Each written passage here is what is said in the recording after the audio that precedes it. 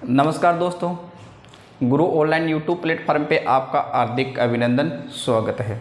साथियों, DC generator का topic चल रहा था और आज भाग है अपने 8 के अंदर साथियों पढ़ेंगे कि कंपाउंड जनरेटर कौन सा जनरेटर है। कंपाउंड जनरेटर के बारे में देखेंगे कि कंपाउंड जनरेटर के कितने भाग हैं, कितने रूप हैं इसके, क्या इसमें होता है, ये सारी चीज़ आज अपने बात करेंगे। देखो, कंपाउंड जनरेटर पढ़ेंगे तो इसके साथ में कम्युलेटिव कंपाउंड भी पढ़ेंगे, डिफेंशन कंपाउंड भी पढ़ेंगे, लॉन्ग शंट भी पढ़ेंगे, शॉर्ट शंट भी पढ़ेंगे। ये सारी चीज़ आज अपन इस वीडियो में देखेंगे। तो साथियों, कंपाउंड जनरेटर होता है कौन सा जनरेटर है आपका, कि वह जनरेटर जिसके अंदर शंट और सीरीज दोनों वाइंडिंग की जाती है, वह जनरेटर कौन सा जनरेटर कहलाएगा, आपका कंपाउंड जनरेटर। जिस हिसाब से आपकी कंपाउंड मोटर होती है उसी हिसाब से आपके कंपाउंड जनरेटर का एक भाग है, क्योंकि कंपाउंड जनरेटर के अंदर सीरीज वाइंडिंग भी होती है और शंट वाइंडिंग भी होती है। शंट वाइंडिंग आर्मेचर के समांतर क्रम में की जाती है और सीरीज वाइंडिंग मेरे साथियों आर्मेचर के श्रेणी क्रम में की जाती है। अब इस कंपाउंड जनरेटर के दो भाग और आ जाते हैं आगे निकल के। एक होता है कम्युलेटिव कंपाउंड जनरेटर और एक होता है मेरे साथियों डिफरेंशियल कंपाउंड जनरेटर। अब करते हैं बात अपन इन दोनों जनरेटर की कि भाई कम्युलेटिव कंपाउंड जनरेटर तो कौन सा होता है और आपका डिफरेंशियल कंपाउंड जनरेटर कौन सा होता है। इसी कंपाउंड जनरेटर के दो भाग हो जाते हैं, उन भागों के बारे में अपन बात करते हैं। तो देखो, एक तो इसके भाग हैं दो, कौन कौन से,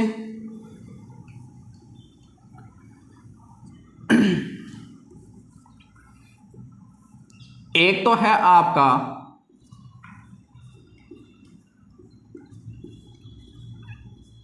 कम्युलेटिव कंपाउंड जनरेटर, ठीक है जी। एक है आपका कौन सा,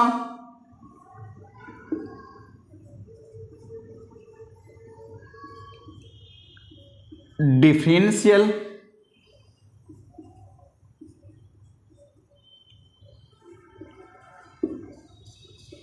कंपाउंड, ठीक है। अब आप कहोगे कि सर कम्युलेटिव कंपाउंड जनरेटर कौन सा है, डिफरेंशियल कंपाउंड जनरेटर कौन सा है, इसकी पहचान किस हिसाब से अपन करेंगे। बिल्कुल करेंगे, अलग है ये दोनों, किस हिसाब से हैं। देखो, कम्युलेटिव कंपाउंड जनरेटर में सीरीज वाइंडिंग भी होगी और शंट वाइंडिंग भी होगी। अब सीरीज फ्लक्स भी होगा आपका और मेरे साथियों यहाँ शंट फ्लक्स भी होगा। दोनों में सीरीज वाइंडिंग और शंट वाइंडिंग होगी, कम्युलेटिव में भी होगी, डिफरेंशियल भी होगी। दोनों में सीरीज फ्लक्स भी होगा और शंट फ्लक्स भी होगा। इनमें अंतर क्या है, इसके फ्लक्स के अंदर जो फ्लक्स हैं उनके बहाव की दिशा, वो सहयोग की दिशा, बहाव की दिशा है, उनके अंदर डिफरेंस है इनका। देखो किस हिसाब से, देखो यहाँ तो टोटल फ्लक्स आएगा कम्युलेटिव कंपाउंड में, तो वो तो होगा कौन सा, सीरीज का और शंट फील्ड वाइंडिंग का, सीरीज और शंट फील्ड का दोनों का योग होगा यहाँ। तो दोबारा सुनना, कम्युलेटिव कंपाउंड जनरेटर के अंदर जो सीरीज फ्लक्स है वो शंट फ्लक्स का सहयोग करने वाला होगा, दोनों एक दिशा में होंगे, या दूसरे शब्दों में कहूं कि दोनों का योग होगा, ठीक है। लेकिन डिफरेंशियल कंपाउंड जनरेटर में इन दोनों की दिशा विपरीत होती है, दोनों की अलग अलग दिशा होती है। शंट फ्लक्स की दिशा अलग होती है, सीरीज फ्लक्स की दिशा अलग होती है। कहने का मतलब है कि सीरीज फ्लक्स में से शंट फ्लक्स माइनस होता है या शंट फ्लक्स में से सीरीज फ्लक्स आपका माइनस होता है, वहां योग नहीं होता है। कौन से जनरेटर में, डिफरेंशियल कंपाउंड जनरेटर में। दोबारा सुनो, डिफरेंशियल कंपाउंड जनरेटर के अंदर सीरीज फ्लक्स और शंट फ्लक्स की दिशा, दोनों की दिशा अलग अलग होती है, दोनों एक दूसरे के विपरीत होते हैं, दोनों एक दूसरे के विपरीत होते हैं। तो कहने का मतलब है कि टोटल फ्लक्स आपका यहां आएगा तो shunt flux minus series flux होगा, यहां एक दूसरे के विपरीत है। अगर सीरीज फ्लक्स की दिशा इस दिशा में है तो मेरे साथियों शंट फ्लक्स की दिशा इस दिशा में है, दोनों के विपरीत में होगी, दोनों का योग नहीं होगा। और कम्युलेटिव कंपाउंड जनरेटर में होता क्या है, दोनों का योग होता है, दोनों एक दिशा के अंदर काम करते हैं, ठीक है। यहां तक की बात आपको समझ में आई होगी। आगे बात करते हैं, उससे पहले देख लेते हैं कि भाई आपको पूरा दिख तो रहा है ना स्क्रीन पे। जी बिल्कुल सही है। आगे बात करते हैं कि इन दोनों जनरेटर के अंदर, इन दोनों जनरेटर का एक रूप और आ जाता है, एक नहीं दो रूप बन जाते हैं। एक तो मेरे साथियों लॉन्ग शंट, और एक हो जाता है आपका कौन सा, शॉर्ट शंट। अभी सिर्फ इतना देखना है कि लॉन्ग शंट कौन सा होता है और शॉर्ट शंट कौन सा होता है, बस इतना ध्यान देना है अभी तक। बाकी आगे डिटेल में पढ़ेंगे इन दोनों को भी, इनका डायग्राम भी पढ़ेंगे और बाकी सारी चीज अपने देखेंगे। देखो जो लॉन्ग शंट है आपका, अगर इसकी बात की जाए, ध्यान से देखना, लॉन्ग शंट के अंदर, लॉन्ग शंट के अंदर पहले तो सीरीज और शंट, आर्मेचर और सीरीज वाइंडिंग, आर्मेचर और सीरीज वाइंडिंग दोनों श्रेणी क्रम में होती हैं, लेकिन शंट वाइंडिंग आर्मेचर के समांतर, बाद में समांतर क्रम में हो जाती है। आर्मेचर व सीरीज दोनों श्रेणी क्रम में,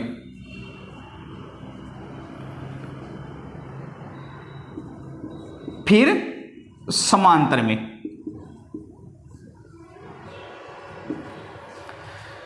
आर्मेचर वाइंडिंग और सीरीज वाइंडिंग पहले समांतर में होती है, उसके बाद में आपकी श्रेणी में होती है, उसके बाद में आपकी समांतर क्रम में आ जाती है। अब डायग्राम की बात की जाए तो देखना ध्यान से, एक आर्मेचर होगा, ये आपका आर्मेचर है, ये आपकी सीरीज फील्ड वाइंडिंग है,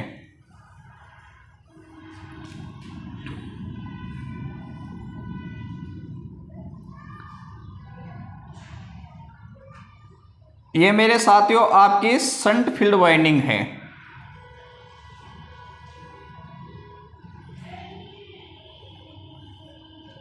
और यहां पे आप लोड काम में ले रहे हो।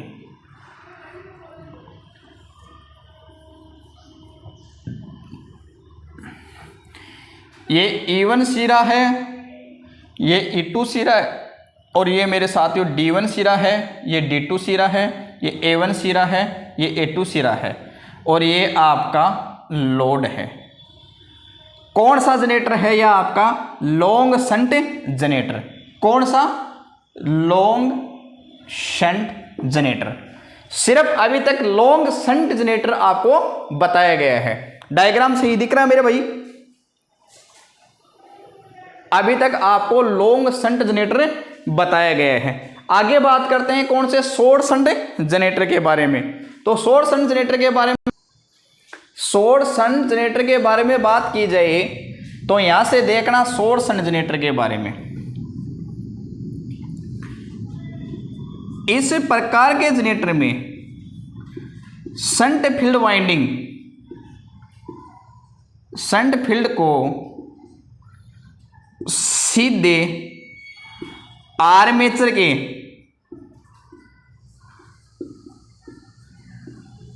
श्रेणी क्रम में जोड़ दिया जाता है।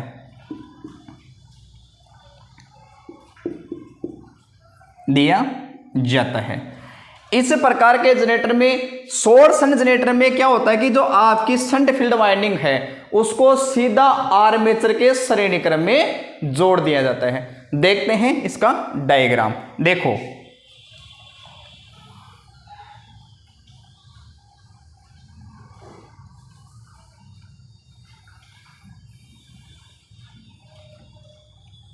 ये आपका आर्मेचर है मेरे साथियों, ये आर्मेचर का A1 सिरा, ये A2 सिरा।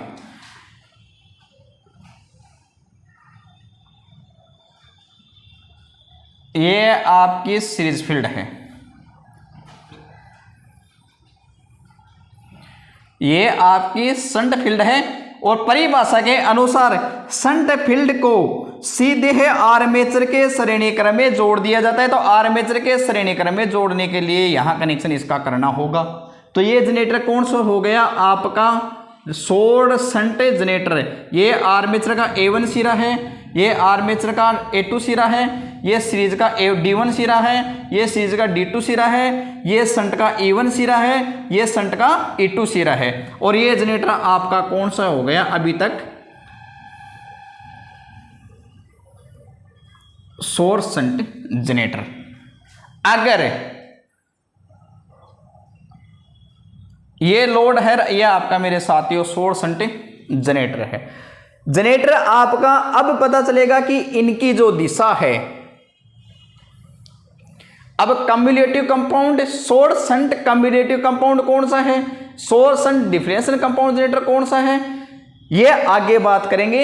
एक बार इनका सिर्फ अभी तक आपने देखा है कि लॉन्ग शंट जनरेटर कौन सा है और शॉर्ट शंट जनरेटर कौन सा है। तो लॉन्ग शंट जनरेटर पहले आर्मेचर व सीरीज को दोनों श्रेणी क्रम में होते हैं, फिर शंट को आप समांतर क्रम में ले लेते हो। देखो आर्मेचर और दोनों सीरीज शंट दोनों देखो एक श्रेणी क्रम में है और आपका जो शंट फील्ड है वो समांतर क्रम में है। तो देखो डायग्राम के हिसाब से ये कौन सा आपका जनरेटर है, लॉन्ग शंट, ठीक है। और मेरे साथियों ये है आपका शॉर्ट शंट। अभी तक कोई डिफरेंशियल नहीं है और कोई कम्युलेटिव नहीं है। आगे बात करते हैं अब अलग अलग कि लॉन्ग शंट कम्युलेटिव कंपाउंड कौन सा है, लॉन्ग शंट डिफरेंशियल कौन सा है, ये बात करेंगे अपने आगे। अब करते हैं आगे इनके अलग अलग रूपों की। तो एक बार इसका स्क्रीनशॉट ले लीजिए, फिर बात करते हैं इनके भागों की। हाँ भाई, अब बात करते हैं अलग अलग सारी चीजें। देखो पहले मैं इस साइड लेता हूं कौन सा, दोनों जनरेटर एक साथ पढ़ेंगे अपन। ये है आपका लॉन्ग शंट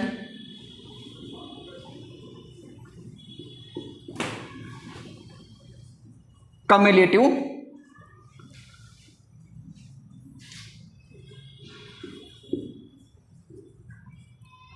कंपाउंड, ठीक है। इस साइड ले लेता हूं मैं कौन सा आपका लॉन्ग शंट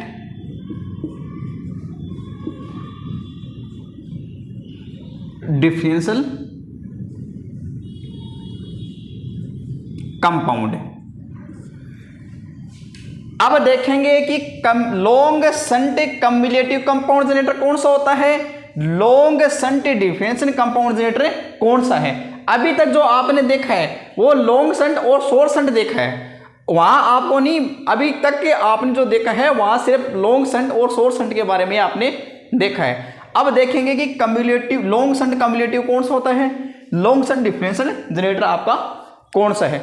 ध्यान से एकदम दिमाग को एक जगह रख के देखना है, कहीं गलती नहीं होनी चाहिए। गलती होती है किस हिसाब से होती है, डायग्राम दोनों की दिशा, इनके फ्लक्स की दिशा अलग अलग होती है। जहां डायग्राम दिया होता है ना वहां अपन गलती कर जाते हैं। तो अब ध्यान से देखना, पहले पढ़ेंगे अपन कौन सा, long shunt cumulative compound generator.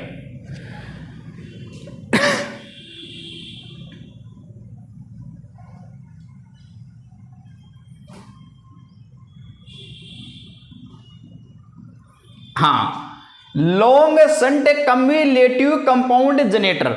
मैंने कहा था कि कम्युलेटिव जो कंपाउंड जनरेटर है इसमें जो टोटल फ्लक्स है वो सीरीज फ्लक्स और शंट फ्लक्स का योग होता है कि नहीं होता है। तो इस long shunt cumulative compound generator के अंदर भी इन दोनों का योग होना चाहिए, तभी तो कम्युलेटिव जनरेटर की पालना करेगा ये। तो इसलिए इसका कनेक्शन भी इस आधार पे होना चाहिए कि दोनों की फ्लक्स की दिशा एक होनी चाहिए, दोनों की बहाव की दिशा, धारा की दिशा एक होनी चाहिए कि नहीं होनी चाहिए मेरे भाई, तभी तो जाके ये कम्युलेटिव कंपाउंड जनरेटर का पालना करेगा। तो करते हैं बात आगे। ये क्या है आपका आर्मेचर। ये आर्मेचर का एक सिरा ये है, एक सिरा आपका ये है।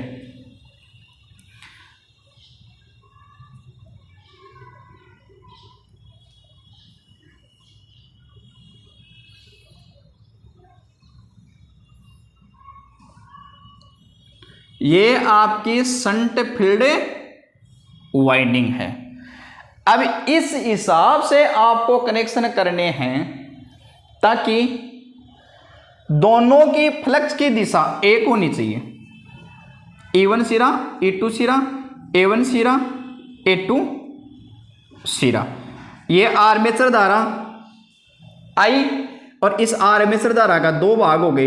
एक तो हो गई आपकी शंट फील्ड धारा और एक हो गए मेरे साथियों लोड के लिए। अब जो ये लोड है यहां,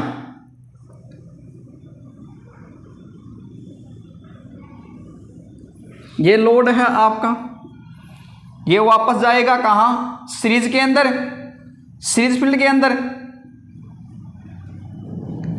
ठीक, अब इस हिसाब से देखो यहां E1 सिरे से धारा अंदर जा रही है और E2 से बाहर जा रही है, बाहर वापस आ रही है, तो सीरीज की भी धारा जो जानी चाहिए, सीरीज धारा भी E2 से D1 से जानी चाहिए। तो इस हिसाब से आपको अब आगे सीरीज का इस हिसाब से कनेक्शन करने हैं कि D1 से धारा निकले घुस जाए अंदर और D2 से बाहर निकल के वापस आर्मेचर में आ जाए। तो करते हैं कनेक्शन। यहां देखो ये आपकी सीरीज फील्ड है। अब सीरीज फील्ड का ये D1 सिरा है और ये मेरे साथियों D2 सिरा है। तो ये कनेक्शन हो गया इस हिसाब से। ये कौन सी धारा आ गई यहां? सीरीज फील्ड धारा। और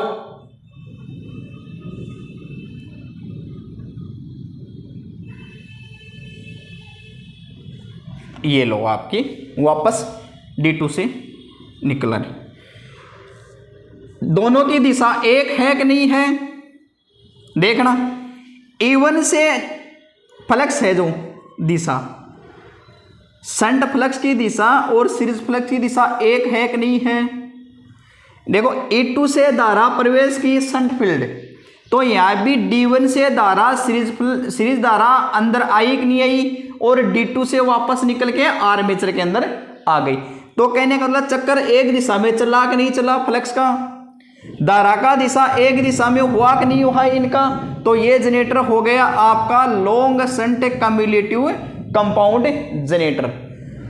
कनेक्शन दोबारा से देखना, ध्यान से देखना। उम्मीद करता हूं आपको शायद वीडियो में बराबर तरीके से ये कनेक्शन दिख रहे होंगे। नहीं दिख रहा है तो भाई जूम करके इसको देखना है। यहां कर दो, कोई दिक्कत नहीं। ये तो है आपका long shunt cumulative compound generator और ये है आपका लोड। आ जाओ long shunt differential compound generator के बारे में अपने चर्चा करेंगे। देखो ये आपका आर्मेचर है,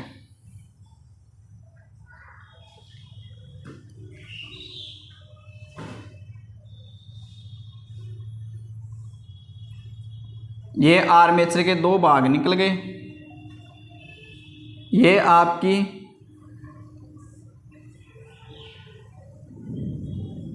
शंट फील्ड है और ये मेरे साथियों कौन सी है? आपकी सीरीज फील्ड।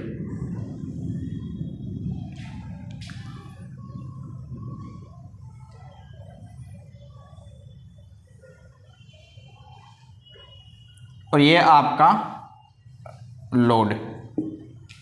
आर्मेचर का A1 सिरा, A2 सिरा, D1 सिरा, D2 सिरा, E1 सिरा, E2 सिरा। यहां से आर्मेचर से धारा आई और दो भागों में गई, शंट के लिए और लोड के लिए। लेकिन अब देखो यहां से इन दोनों की दिशा अलग हुई कि नहीं हुई। ये लोड धारा आई किसके लिए? सीरीज के लिए। तो ये सीरीज धारा है आपकी, ठीक है। यहां से आपके आर्मेचर धारा आर्मेचर के लिए। अब देखो इनकी दिशा अलग हुई कि नहीं हुई, कैसे हुई?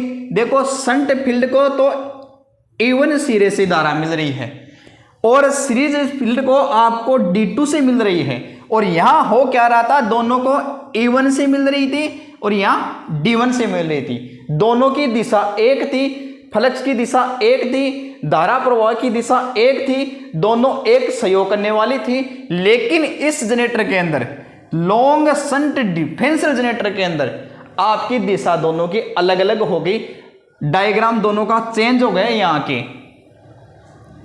अब इसकी दिशा धारा की या फ्लक्स की दिशा शंट फील्ड की तो इस दिशा में है, और मेरे साथियों सीरीज फ्लक्स की दिशा देखो इस दिशा में है।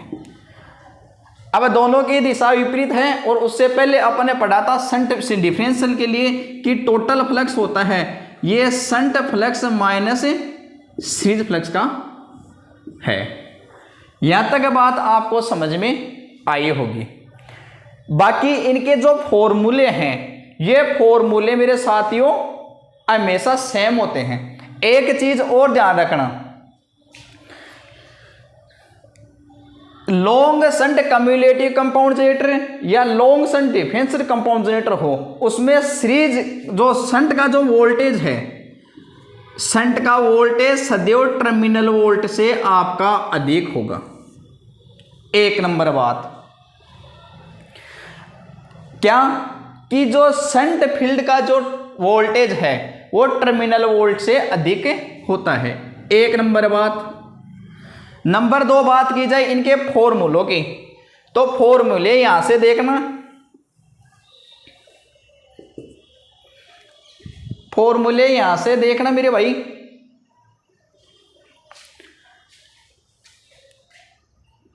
भाई आपका जो शंट फील्ड का वोल्टेज है वो आपका टर्मिनल वोल्टेज से अधिक है कि नहीं है?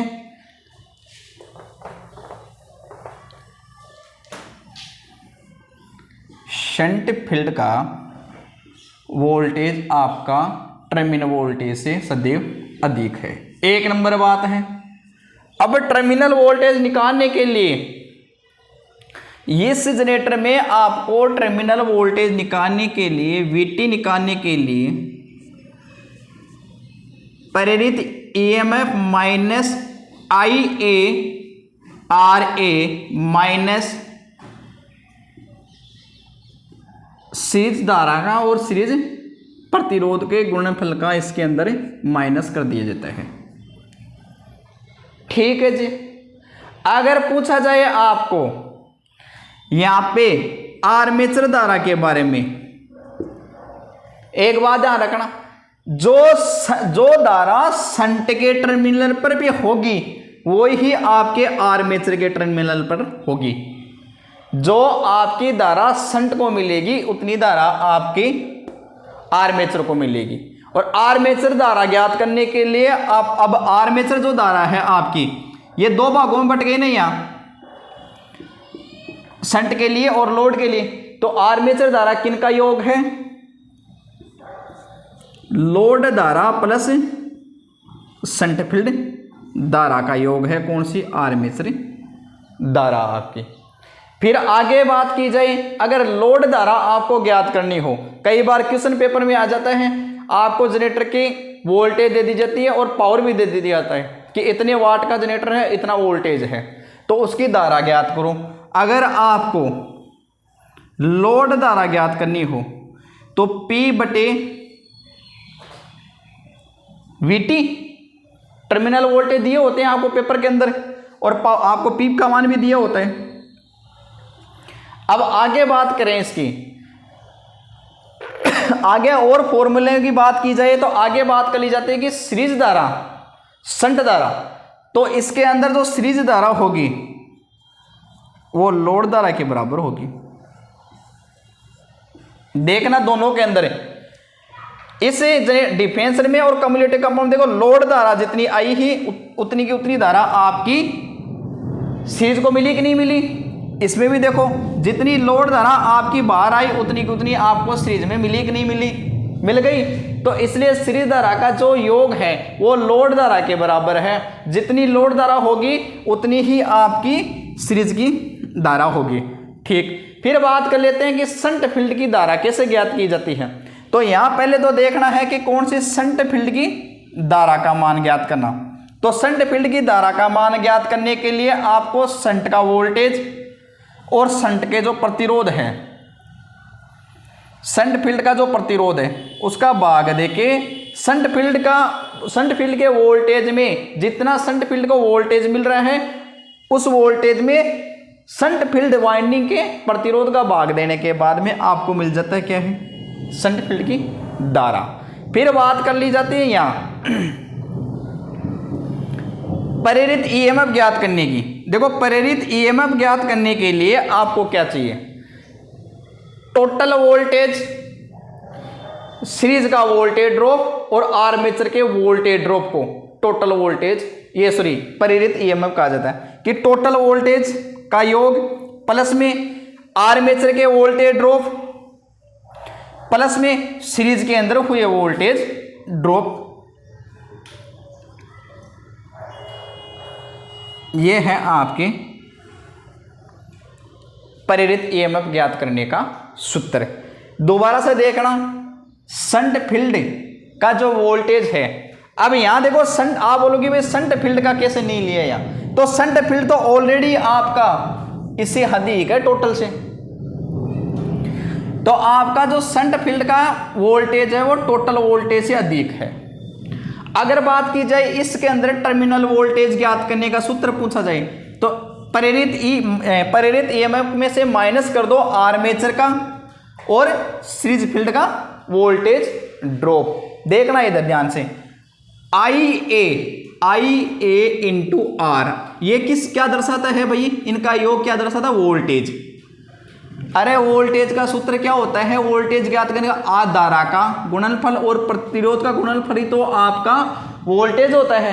तो सीरीज का वोल्टेज और आर्मेचर का वोल्टेज माइनस करते हैं किसमें, प्रेरित ईएमएफ में, तब जाके आपका क्या आ जाता है, टर्मिनल वोल्टेज। फिर बात करते हैं आर्मेचर धारा। तो आर्मेचर धारा देखो यहाँ आर्मेचर धारा दो भागों में बट गई, एक तो शंट की धारा और एक लोड की धारा। तो आर्मेचर धारा किसका योग है, शंट धारा का और लोड धारा का योग है यहाँ दोनों के अंदर। फिर बात करते हैं कि लोड धारा ज्ञात करने के लिए, आपको दे दिया जाए कि 2 किलोवाट का आपका जनरेटर है और 250 वोल्टेज है इसके टर्मिनल पे, तो इसकी धारा ज्ञात करनी है। तो 2 किलो वोल्टेज के अंदर भाग दे दो 250 का, टर्मिनल वोल्टेज का भाग दे दो और आपका पावर दी हुई है। तो लोड धारा का सूत्र है P/VT। फिर बात की ली जाती है सीरीज की धारा। देखो यहाँ सीरीज की धारा की बात की जाए तो यहाँ देखो लोड धारा जितनी मिल रही है ना आपको, जो लोड धारा आ रही है उतनी की उतनी आपको सीरीज को मिल रही है। तो आप यहाँ ये कह सकते हो दोनों जनरेटर के अंदर कि जितनी लोड धारा होगी उतनी आपकी सीरीज की भी धारा होगी। ठीक, यहाँ तक बात आपको समझ में आनी चाहिए। फिर बात कर लेते हैं शंट की धारा की। तो मेरे साथ जो शंट की जो धारा है उसके अंदर शंट के वोल्टेज के अंदर शंट फील्ड के प्रतिरोध का भाग दे दिया जाता है। फिर बात करते हैं प्रेरित ईएमएफ की। प्रेरित ईएमएफ ज्ञात करने के लिए मेरे साथियों VT टोटल वोल्टेज में जोड़ दो क्या, टोटल वोल्टेज में आप जोड़ दो क्या, आर्मेचर का वोल्टेज और सीरीज फील्ड का वोल्टेज आपको जोड़ना होता है। यहां तक बात समझ में आई होगी। एक जनरेटर आपका कंप्लीट हो गया, कौन सा, long shunt cumulative compound generator है, और एक हो गया long shunt differential compound generator. अब आगे बात करते हैं शॉर्ट शंट जनरेटर की। तो यहाँ का स्क्रीनशॉट लीजिए एक बार और ध्यान से इसको पढ़ना है, क्योंकि क्वेश्चन आते हैं इसमें से, तो ध्यान से पढ़ना है मेरे साथियों, कहीं गड़बड़ नहीं हो जाए आपसे। हाँ भाई देखो थोड़ी सी बारिश आ गई है तो आवाज़ में थोड़ा दिक्कत हो सकता है सुनने में, बाकी मैं पूरी कोशिश करूंगा, क्योंकि क्लास को तो बीच में रोक नहीं सकते अपने, तो ध्यान से सुनना भाई बात को। अगला टॉपिक क्या है अपना, अपने लॉन्ग शंट पढ़ लिया, तो यहाँ पढ़ेंगे क्या, यहाँ पढ़ेंगे शॉर्ट शंट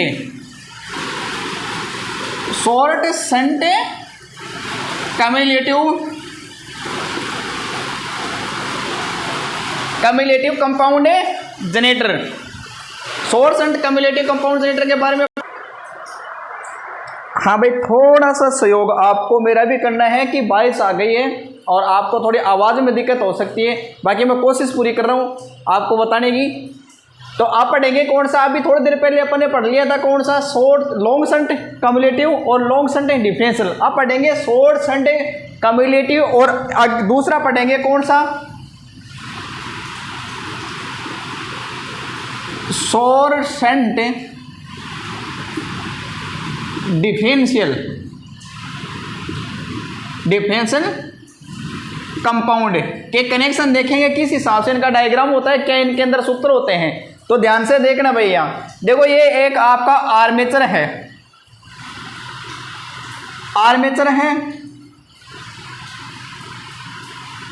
आर्मेचर के ये दो सिरे निकल गए, यहां से मेरे साथियों एक तो निकल गई कौन सी आपकी शंट फील्ड के लिए आर्मेचर से, और एक निकल गया मेरे साथियों लोड के लिए। तो ये तो है आपका क्या लोड यहां। अब देखो यहां ये E1 सिरा है शंट का और ये है E2 सिरा, ये आर्मेचर का A1 सिरा है, ये आर्मेचर का A2 सिरा है। अब देखना यहां आर्मेचर जो धारा है ये दो भागों में चली गई, शंट के लिए और इधर लोड के लिए। अब शंट फील्ड में E1 सिरे से धारा अंदर गई है कि नहीं गई है, तो अपन क्या करेंगे यहां भी आपको क्या करना है, जो सीरीज के अंदर धारा है वो D1 से जानी चाहिए। सीरीज की धारा और शंट फील्ड की धारा की दिशा एक होनी चाहिए, सीरीज के फ्लक्स की दिशा और शंट के फ्लक्स की दिशा एक होनी चाहिए। क्योंकि थोड़ी देर पहले अपने पढ़ा था कि टोटल फ्लक्स कम्युलेटिव कंपाउंड में सीरीज का और शंट का योग होता है कि नहीं होता है मेरे भाई, होता है ना। तो अब लॉन्ग शंट में भी यही हुआ था और शॉर्ट शंट में भी वही होगा। अब डायग्राम देखो किस हिसाब से बनेगा आपका, ये आपकी शंट फील्ड है। अब ये शंट फील्ड का D1 है, ये है D2। अब मेरे साथियों करना क्या है आपको कि जो लोड धारा जो शंट के लिए अपन दे रहे हैं, जो धारा आप शंट को दे रहे हो वो D1 से प्रवेश करनी चाहिए। अब D1 से प्रवेश करवाने के लिए अपन क्या करेंगे कि इस D1 सिरे को सीधा इस हिसाब से जोड़ेंगे, और यहां से देखो ये आर्मेचर हो गया और एक सिरा यहां आप सीधा इसे जोड़ दोगे। तो ये कौन सा जनरेटर हो गया आपका सौर शंट कम्युलेटिव कंपाउंड जनरेटर। देखो यहां सीरीज फ्लक्स शंट फ्लक्स की दिशा और सीरीज फ्लक्स की दिशा दोनों की एक दिशा है। यह है कौन सी लोड धारा I और ये है आपकी सीरीज की धारा, और ये सीरीज धारा आपकी वापस एक दिशा है कि नहीं, देखो E1 सिरे से गई और यहां भी D1 सिरे से गई। तो ये हो गया जनरेटर आपका सौर शंट कम्युलेटिव कंपाउंड जनरेटर। अब बात कर लेते हैं सौर शंट डिफरेंशियल कंपाउंड जनरेटर की। ये आपका आर्मेचर है, आर्मेचर का A1 सिरा, ये आर्मेचर का A2 सिरा, A1 A2। यहां वही बात है, एक सीरीज के शंट के लिए निकल गया, ये आपका शंट फील्ड है। और आपको पता होना चाहिए डिफरेंशियल में टोटल फ्लक्स है वो शंट माइनस सीरीज का है। शंट और सीरीज एक दूसरे के विपरीत है। शंट की दिशा अगर इस साइड है तो आपकी सीरीज की दिशा इस साइड होनी चाहिए, सीरीज फ्लक्स की। तो ये है आपका क्या लोड, ये आपका यहाँ लोड है और ये आपकी शंट फील्ड है। अब शंट फील्ड का D1 सिरा व D2 सिरा ये सीधा यहाँ से जोड़ दिया गया और ये शंट फील्ड को मेरे साथ में यहाँ जोड़ा गया है।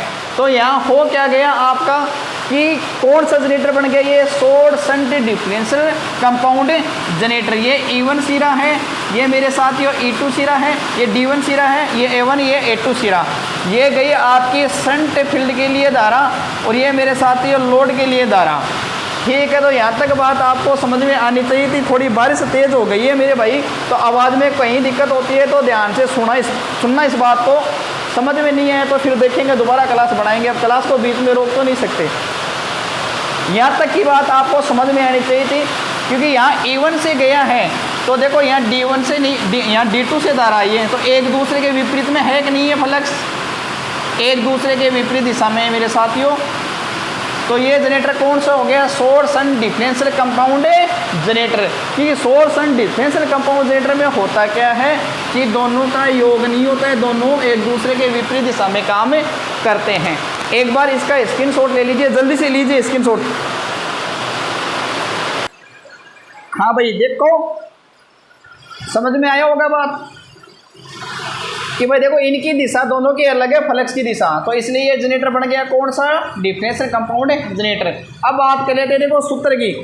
अब देखो पीछे क्या हो रहा था, लॉन्ग शंट में क्या हुआ था कि जो आपका शंट का जो वोल्टेज है वो टर्मिनल वोल्ट से अधिक था कि नहीं था, लेकिन यहाँ शॉर्ट शंट में देखो जो शंट का वोल्टेज है ना, यहाँ देखो शंट का वोल्टेज होगा क्या, टर्मिनल वोल्टेज के समान, टर्मिनल वोल्टेज के बराबर होगा। शंट वोल्टेज और आपका टर्मिनल वोल्टेज दोनों बराबर होंगे। फिर बात कर लेते हैं क्या कि आर्मेचर की सीरीज की धारा, जो सीरीज की धारा है आपकी सीरीज फील्ड की धारा, वो आर्मेचर धारा के बराबर होगी कि नहीं होगी। अरे भाई जो सीरीज की धारा है वो आर्मेचर की धारा के बराबर होगी कि नहीं होगी, IA के बराबर। अगर बात की जाए आपकी आर्मेचर की धारा, तो आर्मेचर की धारा लोड धारा प्लस में आपकी शंट फील्ड की धारा होगी कि नहीं होगी, होगी। फिर बात कर लेते हैं टर्मिनल वोल्टेज ज्ञात करने का सूत्र है। टर्मिनल वोल्टेज ज्ञात करने का सूत्र मेरे साथियों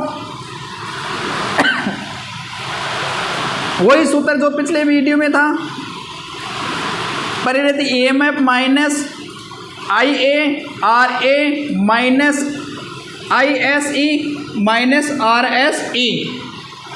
ठीक है, ये तो है आपका टर्मिनल वोल्टेज ज्ञात करने का सूत्र, ये है आपकी आर्मेचर धारा ज्ञात करने का सूत्र, ये है सीरीज धारा के बारे में, ये है शंट वोल्टेज के बारे में। अब अंतर क्या है इस दोनों जनरेटर में, आपने देखा क्या इतनी देर में, इस वीडियो में आपने क्या सीखा। देखो दो चीज़ ध्यान रखना हमेशा, पढ़ने और पढ़ाने में दो चीज़ आपको ध्यान में रखनी चाहिए हमेशा, क्योंकि आपने इतनी देर देखा जो लॉन्ग शंट था उसमें एक तो टर्मिनल जो शंट का वोल्टेज था वो टर्मिनल वोल्टेज से अधिक था कि नहीं था, और एक जो आपकी थी सीरीज धारा वो लोड धारा के बराबर थी कि नहीं थी। लेकिन यहाँ देखो आर्मेचर धारा के बराबर है कि नहीं है। तो इसलिए आगे भी दोबारा कोशिश करूँगा इस वीडियो को बनाने की, लेकिन जहाँ तक उम्मीद करता हूँ कि आपको मेरी आवाज़ सही प्रॉपरली समझ में आ रही होगी। अब थोड़ी सी एक चीज़ और रह गई, जो आपका कंपाउंड जनरेटर है, कम्युलेटिव कंपाउंड जनरेटर है, इसके 2-3 भाग और बन जाते हैं।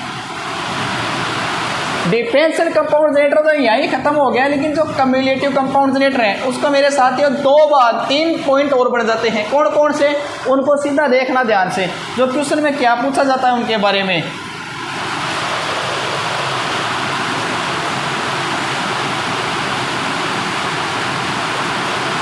कम्युलेटिव के 3 भाग और बनते हैं, कौन कौन से। एक तो है आपका over compound generator, over compound generator, इसके बारे में देखना। ओवर कंपाउंड जनरेटर वह जनरेटर है जिसका लोड के साथ में वोल्टेज में बढ़ता है, लोड के साथ में उसका वोल्टेज बढ़े, वो जनरेटर कौन सा है, ओवर कंपाउंड जनरेटर। लोड के साथ में वोल्टेज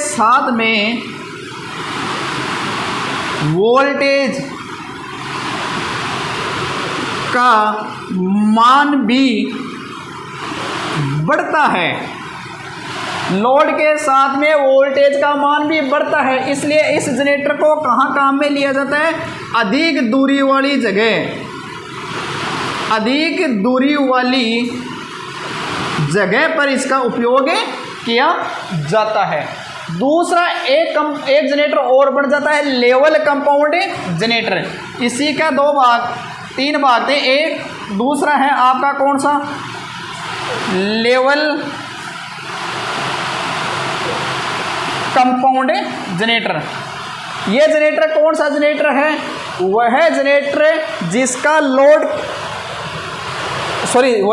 जिसका जो वोल्टेज है वो बराबर रहता है, लोड के साथ वोल्टेज में कोई परिवर्तन नहीं होता है। लोड बढ़ने और घटने के साथ में इसके वोल्टेज में कोई परिवर्तन नहीं होता है। 19-20 का फर्क तो आता है, हर चीज़ में आता है, लेकिन इतना नहीं आता है ताकि आपको उसका एहसास हो। इसलिए इसका जो वोल्टेज लोड के साथ या लोड परिवर्तन के साथ परिवर्तन के साथ वोल्टेज में कोई परिवर्तन नहीं होता है या वोल्टेज आपका नहीं बदलता है, इसलिए इस जनरेटर को कहाँ काम में लिया जाता है मेरे साथियों? नज़दीकी कार्यों में, जैसे लेथ मशीन, इनमें काम में लिया जाता है। लेवल कंपाउंड जिसका लोड के साथ में वोल्टेज स्थिर रहता है, वोल्टेज में कोई परिवर्तन नहीं होता है, वो जनरेटर आपका कौन सा है? Level compound generator.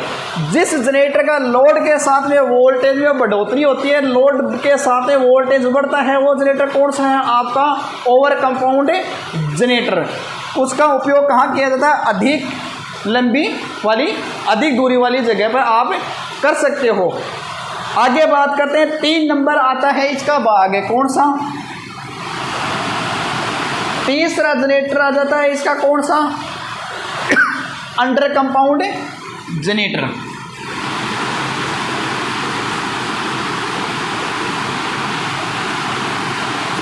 Under compound. Under compound generator में क्या होता है? लोड के साथ में या लोड बढ़ने पर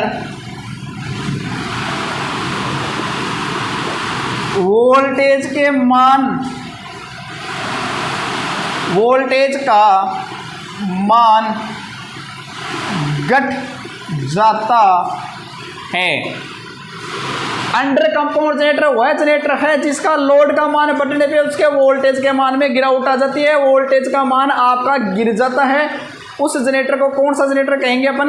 अंडर कंपाउंड जनरेटर। वह जनरेटर जिसका लोड बढ़ने के साथ साथ में उसके वोल्टेज में गिरावट आ जाती है, वोल्टेज का मान बदल जाता है, वह जनरेटर कौन सा है मेरे साथियों? Under compound generator. ध्यान से ये सारी चीज़ों को देखना है आपको। तो ये कहाँ काम में लिया जाता है? ये जनरेटर आपका जहाँ बैटरी वगैरह चार्ज करने के लिए बैटरी चार्जिंग में कम दूरी वाली जगह,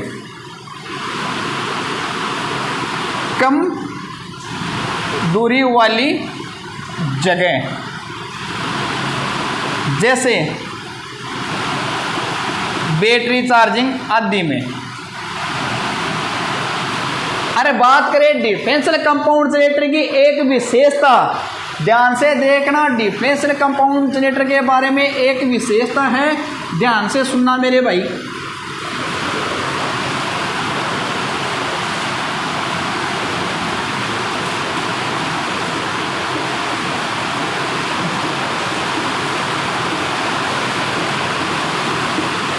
सारी चीज़ें बता दी कि डिफरेंशियल कंपाउंड जनरेटर के बारे में। इसका उपयोग कहाँ किया जाता है? वेल्डिंग के अंदर है।